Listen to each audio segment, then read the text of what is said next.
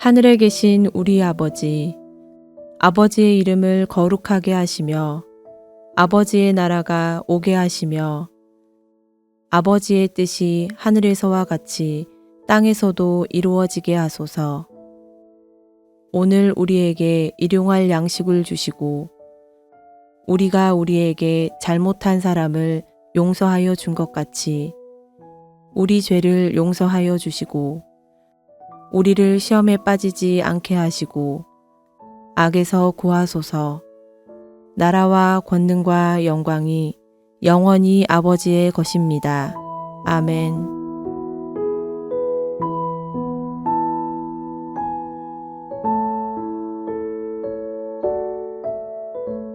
내가 다시 눈을 들어본즉 날아가는 두루마리가 있더라. 그가 내게 묻되 내가 무엇을 보느냐 하기로 내가 대답하되 날아가는 두루마리를 보나이다. 그 길이가 20규빗이요 너비가 10규빗이니이다. 그가 내게 이르되 이는 온 땅 위에 내리는 저주라. 도둑질하는 자는 그 이쪽 글대로 끊어지고 맹세하는 자는 그 저쪽 글대로 끊어지리라 하니 만군의 여호와께서 이르시되 내가 이것을 보냈나니 도둑의 집에도 들어가며 내 이름을 가리켜 망령되이 맹세하는 자의 집에도 들어가서 그의 집에 머무르며 그 집을 나무와 돌과 아울러 사르리라 하셨느니라 하니라. 내게 말하던 천사가 나와서 내게 이르되 너는 눈을 들어 나오는 이것이 무엇인가 보라 하기로 내가 묻되 이것이 무엇이니까 하니 그가 이르되 나오는 이것이 에바이니라 하시고 또 이르되 온 땅에서 그들의 모양이 이러하니라. 이 에바 가운데에는 한 여인이 앉았느니라 하니 그때 둥근 납 한 조각이 들리더라. 그가 이르되 이는 악이라 하고 그 여인을 에바 속으로 던져 넣고 납 조각을 에바 아기 위에 던져 덮더라. 내가 또 눈을 들어본즉 두 여인이 나오는데 학의 날개 같은 날개가 있고 그 날개에 바람이 있더라. 그들이 그 에바를 천지 사이에 들었기로 내가 내게 말하는 천사에게 묻되 그들이 에바를 어디로 옮겨가나이까 하니 그가 내게 이르되 그들이 시날 땅으로 가서 그것을 위하여 집을 지으려 함이니라. 준공되면 그것이 제 처소에 머물게 되리라 하더라.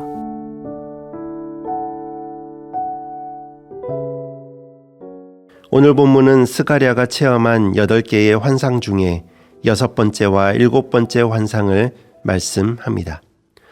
6번째 환상, 날아다니는 두루마리와 7번째 환상, 에바 속 여인은 죄의 현실과 하나님의 죄에 대한 단호한 심판으로 이루어지는 회복을 상징합니다. 본문 1절, 2절 말씀입니다. 내가 다시 눈을 들어본즉 날아가는 두루마리가 있더라. 그가 내게 묻되 네가 무엇을 보느냐 하기로 내가 대답하되 날아가는 두루마리를 보나이다. 그 길이가 20규빗이요 너비가 10규빗이니이다. 아멘. 길이가 9m, 너비 4.5m인 두루마리가 하늘을 날아다닙니다. 그 두루마리에는 앞뒤로 많은 글들이 적혀 있습니다. 남녀노소 누구든 한 번쯤은 쳐다볼 만한 크기의 두루마리며 누구나 알아볼 수 있는 글이 두루마리에 들어 있었습니다. 두루마리에 적힌 내용을 본문은 2글자로 요약합니다. 저주입니다. 두루마리 한쪽에는 도둑질한 자들에 대해서 그리고 다른 한쪽에는 거짓 맹세한 자들에 대해 기록하고 있습니다. 10계명의 3번째 계명과 8번째 계명입니다. 하나님의 율법 전체를 상징합니다. 하나님과의 관계 그리고 사람과의 관계 사이에 범하는 죄입니다. 이 두루마리에 적힌 죄를 범한 자들은 모두 제거되리라 기록합니다.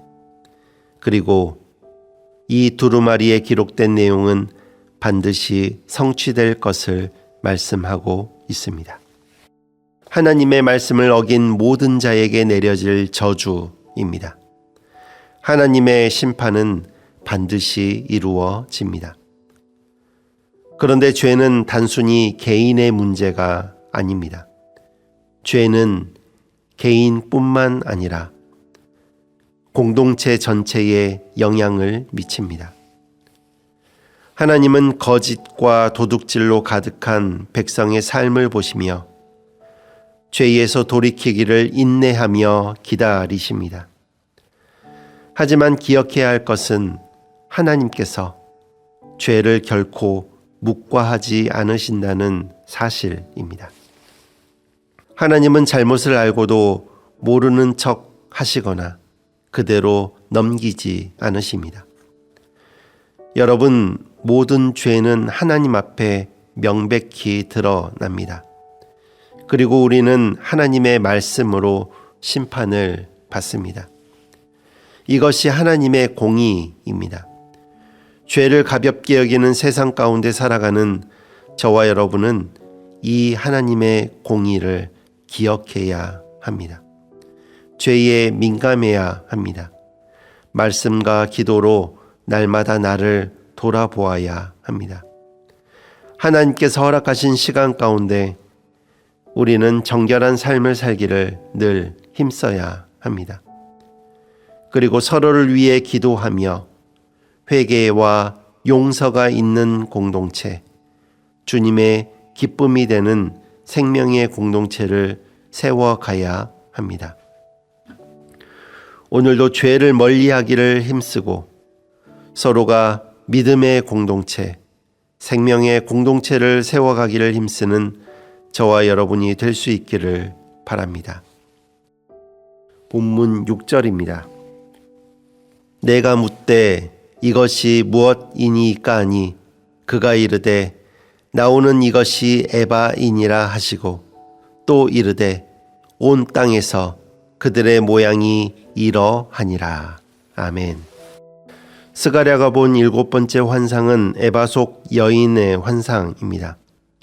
에바는 당시 곡식의 양을 재는 약 22리터 크기의 바구니입니다.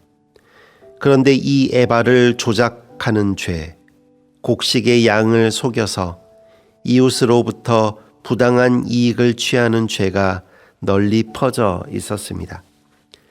22리터 중에 5리터, 10리터, 눈에 띄는 양을 속이는 건 쉽지 않지만 22리터 중에 0.5리터, 0.1리터의 양을 속이는 것은 눈에 띄지 않습니다. 다른 사람은 알아차리지 못합니다. 그래서 쉽게 범하는 죄입니다. 그리고 쉽게 다른 사람에게 전염되는 죄입니다. 저와 여러분은 늘 이러한 죄에 노출되어 있습니다. 그런데 죄에 대한 하나님의 뜻은 엄격합니다. 하지만 우리는 선악의 기준을 내 마음대로 정합니다. 상황과 환경에 따라 기준을 다르게 세웁니다. 본문에 기록된 에바는 이러한 죄를 상징합니다. 스가랴는 이러한 에바 안에 앉아있는 여인을 봅니다. 천사는 이 여인을 악이라고 선언하며 무거운 납뚜껑으로 여인을 가두어 버립니다. 그리고 날개 달린 두 여인이 에바를 신할 땅으로 옮기는 모습을 스가랴는 보게 됩니다. 스가랴가 본 이 환상은 공동체에 만연해 있는 죄와 그 죄의 근원인 악을 하나님께서 친히 제거하신다는 사실을 가르쳐 주고 있습니다. 신할 땅은 바벨론입니다. 바벨론은 역사적으로 하나님의 심판과 우상 숭배의 중심지입니다. 죄가 되돌아갈 상징적인 장소입니다. 하나님은 자기 백성에게서 죄의 근원인 악을 분리시키십니다. 하나님께서 우리를 넘어뜨리는 죄를 심판하십니다. 죄의 근원인 악을 심판하십니다. 죄를 물리쳐 주시고 죄로부터 저와 여러분을 정결케 하시는 분은 오직 하나님이십니다.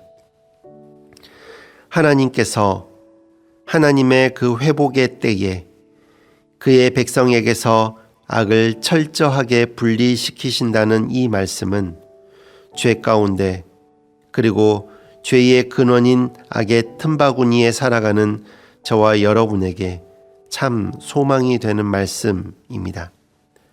왜냐하면 우리는 스스로 죄를 이겨낼 수가 없기 때문입니다. 그래서 늘 죄에 얼룩진 나의 모습을 보며 실망하기 때문입니다. 하지만 여러분, 그렇기에 하나님께서 친히 역사하십니다. 반드시 죄를 심판하심으로 하나님께서 자기의 백성을 정결케 하십니다.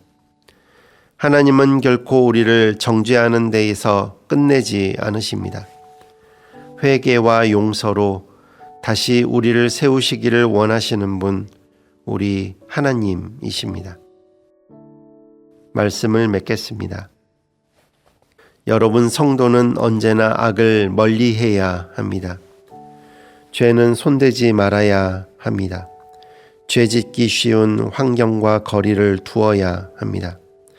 죄에 민감해야 합니다. 악은 어떤 모양이라도 멀리하고 버리는 것이 성도의 본분입니다. 그리고 우리를 넘어뜨리는 죄를 하나님께서 심판하십니다. 우리를 더러운 죄로 물들이는 악을 하나님께서 친히 물리쳐 주십니다. 오늘도 죄를 물리쳐 주시고 죄로부터 우리를 정결케 하시는 하나님을 의지하며 살아가는 저와 여러분 될 수 있기를 간절히 바랍니다. 기도하시겠습니다.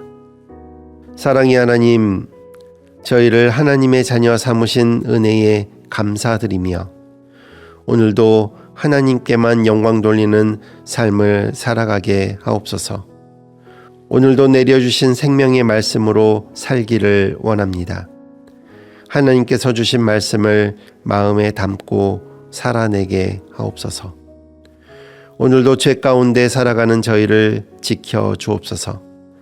말씀과 기도로 날마다 삶을 돌아보게 하옵소서. 죄에 민감하게 반응하며 허락하신 시간 가운데 정결한 삶을 살기를 힘쓰게 하옵소서.